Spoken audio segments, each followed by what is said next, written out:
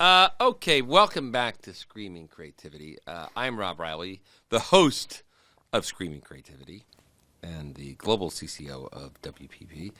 Omid Farhang is the founder and chief creative officer of Majority. And CEO and junior copywriter, whatever the day calls for. He also happens to be someone that I've had a relationship with now for how many years? 2005. 2005. Omid started at Crispin Porter-McGusky, if you don't mind me saying, as an intern. Then worked his way up to, I think, the youngest creative director in ECD in the history of CPB, Agency of the Decade in the 2000s, and then went on to CAA. And now he's at his own place in Atlanta. It's amazing that you've done all this with your looks. It's very disappointing. Tell us a little bit about your agency and how you guys started, the vision behind it, your co-workers and partners. Give us the story. Around 2017, 2018, I decided to move from New York to Atlanta, and my employer at the time, Momentum, part of McCann World Group, allowed me to continue my job in Atlanta, and I was traveling back and forth to New York. There was a small office there. I said, I can go there. Maybe I can help build up our Coke business. And over the course of a few years in Atlanta, I fell in love with the city. Like many advertising people, I've lived all over, and I kind of felt like, man, this is the first city I've ever gotten to that feels like it really checks all my boxes, professionally, socially. And so my first inclination was like, well, gosh, there's so much business here, and there's so much untapped talent here, and maybe I could convince another agency to let me open an office here. And the beginning of that sort of cowardly journey, step by step, turned into like, actually, no, this is going to be an independent agency. I'm going to assemble a team of partners. And here I am in Atlanta, this city that has this outsized influence on pop culture in the form of music, film, and television. And especially in the realm of television and film, so much of the production that was once in LA has come to Atlanta. And as we know, and we experienced it small scale in Boulder, Colorado, when Crispin moved there, creative community begets creative community. And so you could just feel something bubbling in Atlanta.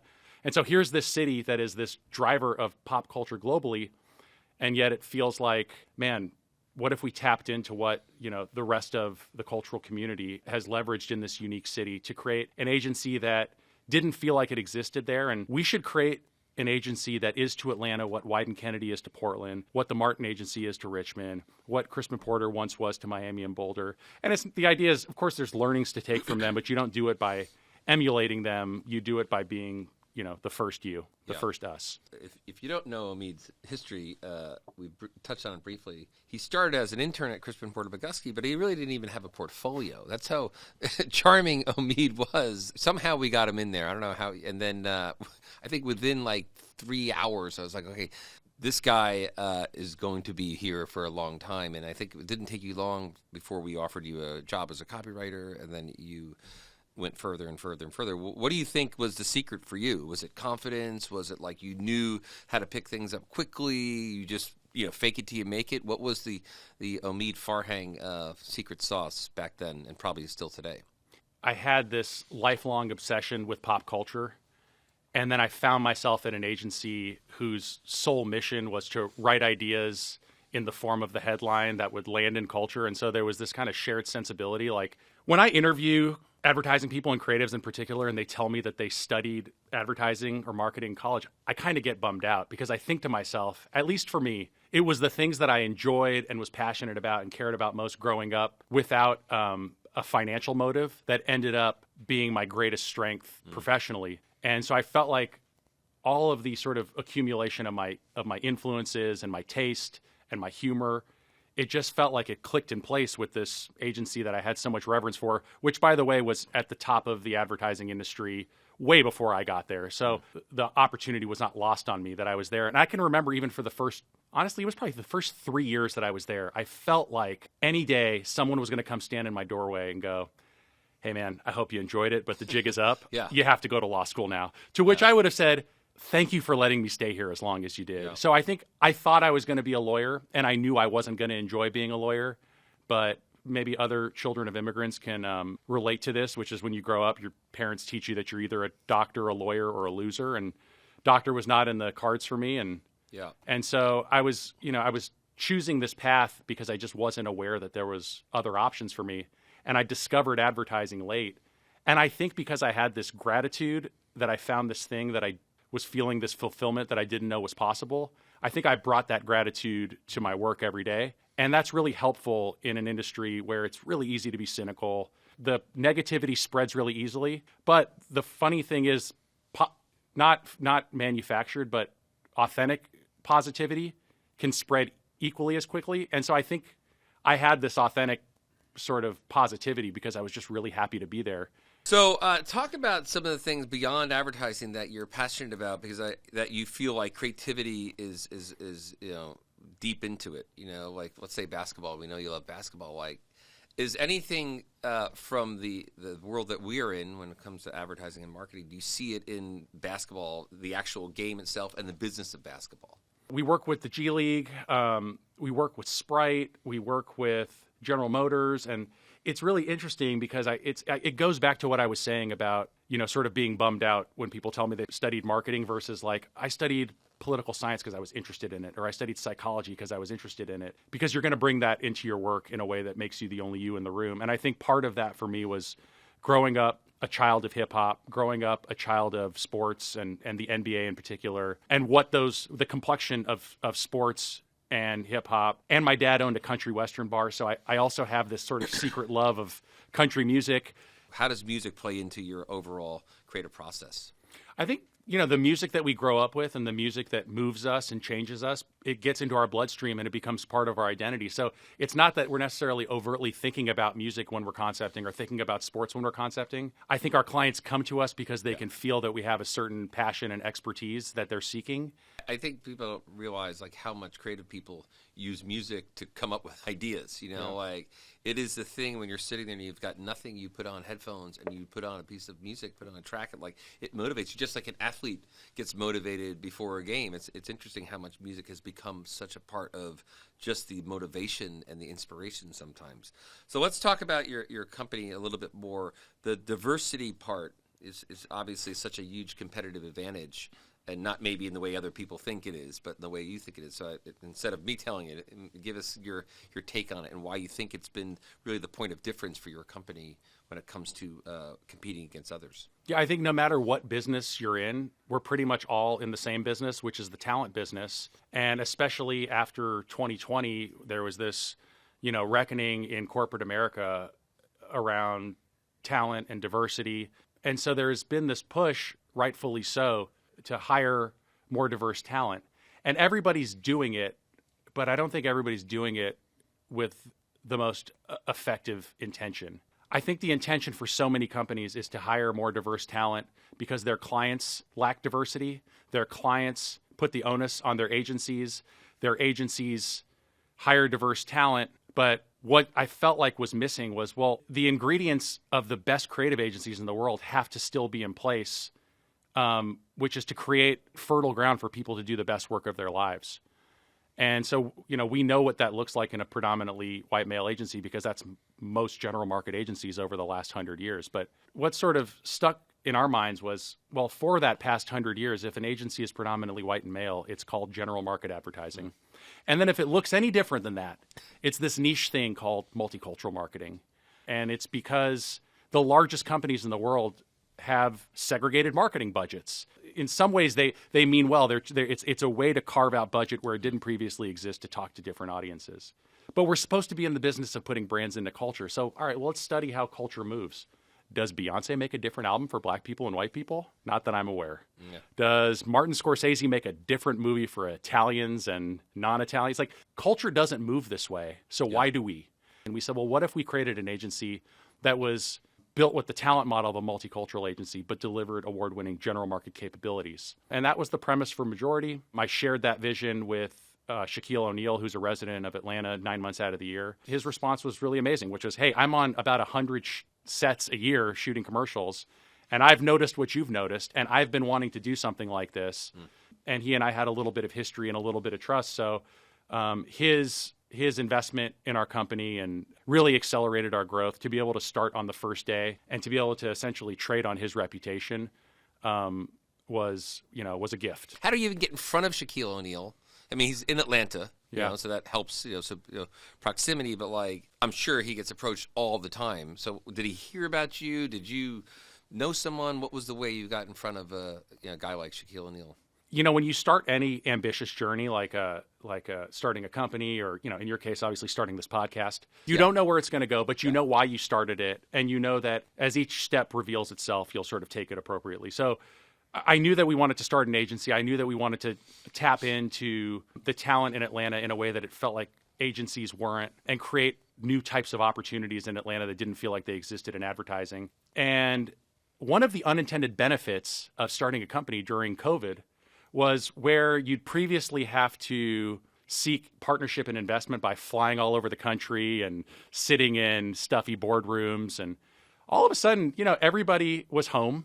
And all you really needed was sort of one person to vouch for you, to say like, hey, this guy, I know him and he's legit and he's got an idea and he wants to share it with you for 20 minutes. And if you don't like it, you can just say goodbye and never talk to him again. One was through my brother Amir, who's a director who's done a lot of work with Shaq, a lot of Papa John's work he shoots. And then I had worked with Shaq on American Express through my old agency. And so he remembered me a little bit. He's known my brother for 10 years through the commercial shoots. And that was enough to get on the phone. Interestingly, almost every person I pitched the company to in the realm of celebrity and various companies, all the calls ended with this feeling of promise and then fizzled. Yeah. With them, the call actually ended with Shaquille's business manager and partner is Perry Rogers. He's really managed Shaquille's post-playing career, and he's a brilliant guy, and he's been an incredible mentor to me. But before I could meet him, I had to meet the guys who were under him, and that call ended with, hey, like, we get a lot of these calls, and this probably isn't going to happen, but like, let us know when you're up and running. We can bring business your way, and it's really great what you're doing. Yeah. Like, I got off the phone. I was like, well, this isn't happening,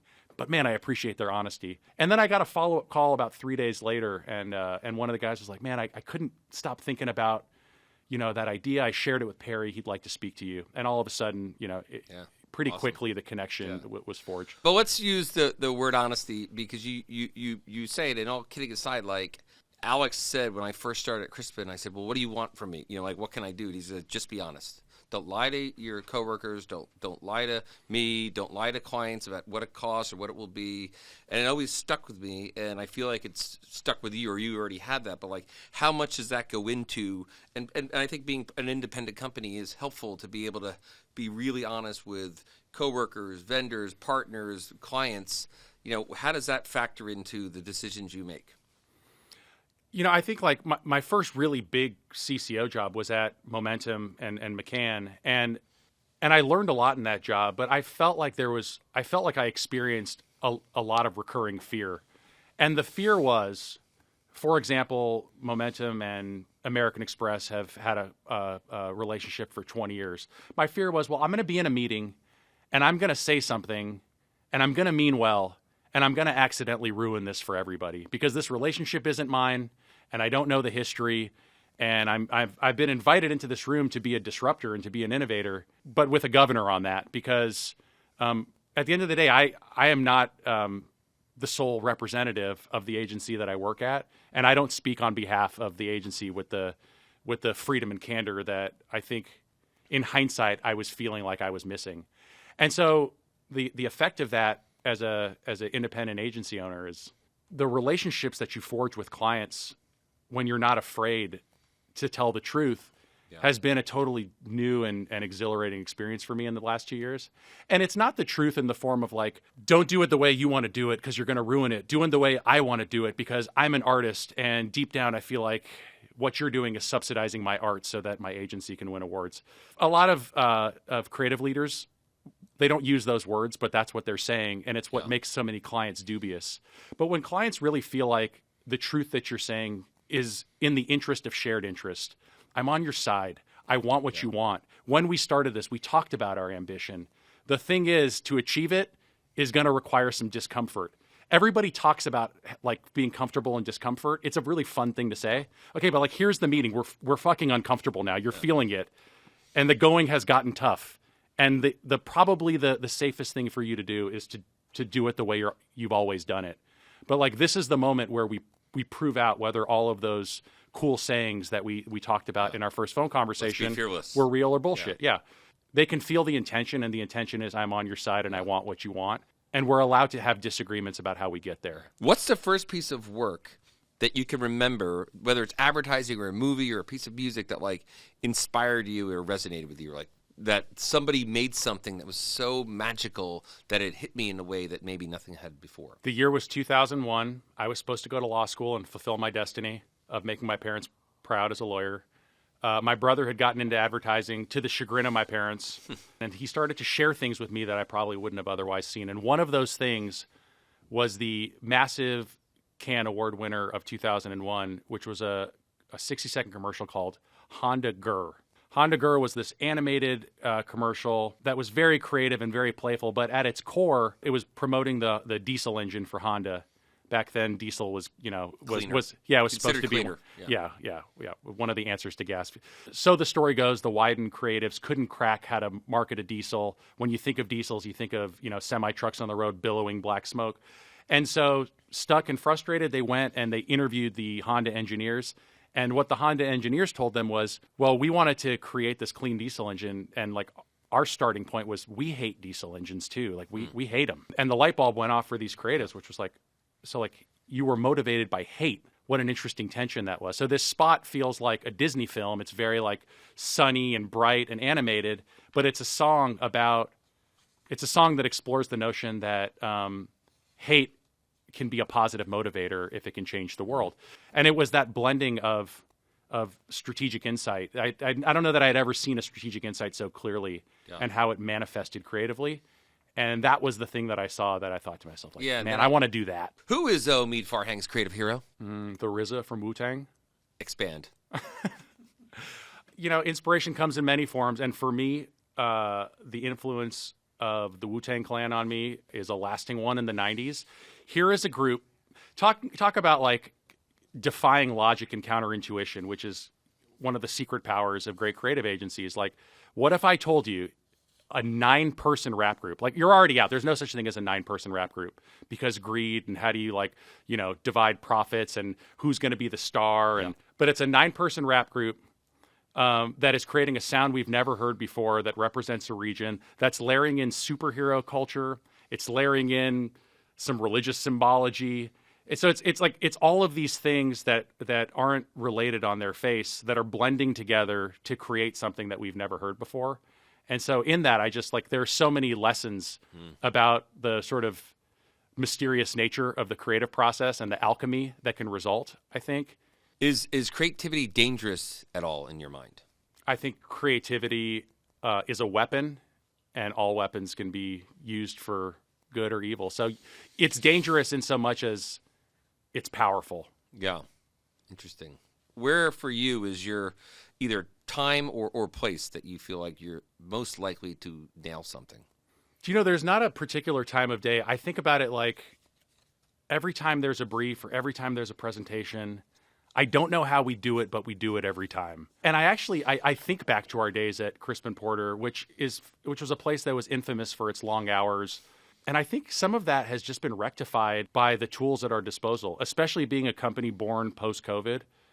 I mean, I think about the inefficiency with which we would look at work and brainstorm and give feedback and get from an idea to, an articulation that's ready for a presentation. I just think about the way that we use shared presentations and shared decks. And like you think about the days of CPB, you'd give instruction to a designer on what a thing should look like. Yeah. And then he or she would work all night.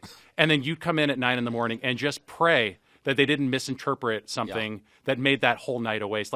Now you can just look at the thing and go, wait, you went right. You got to turn left. So in that way, I kind of feel like the creation of ideas, the writing of ideas, it's just like it's happening in this kind of flow state that's weaved through the entire day. I'm going to get on a call. I'm going to get off. I'm going to write that slide. We're going to go do this thing. I'm going to get back. Hey, for 20 minutes, I'm not going to look at anything, and I'm just going to edit this deck. Yeah. And by the way, the writing of slides, the editing of decks, I want to say to any creative director who's listening to this, I think there's a certain belief among younger creatives that you eventually graduate out of doing work. And I think maybe for some that's true, but I think for those who have succeeded at the highest level and you to me epitomize this. Don't lose passion for the writing of an idea, for the headlining of an idea. Like, and I think what's great, it's exhilarating, by the way. Yeah. You know. And the thing is, whether you're putting, whether your fingers are typing or whether you're in the room and someone's dictating it, you're doing it because you're good at it and because it has to be done. And when you do it, it means nothing should be beneath anybody, and that cascades down. And because I think the best companies, the generals, don't forget how to be soldiers too. Yeah. You talked about technology. I want to talk about what you think of, obviously, things like AI, and is it going to be a great tool for creative people, or is it a threat to creative people?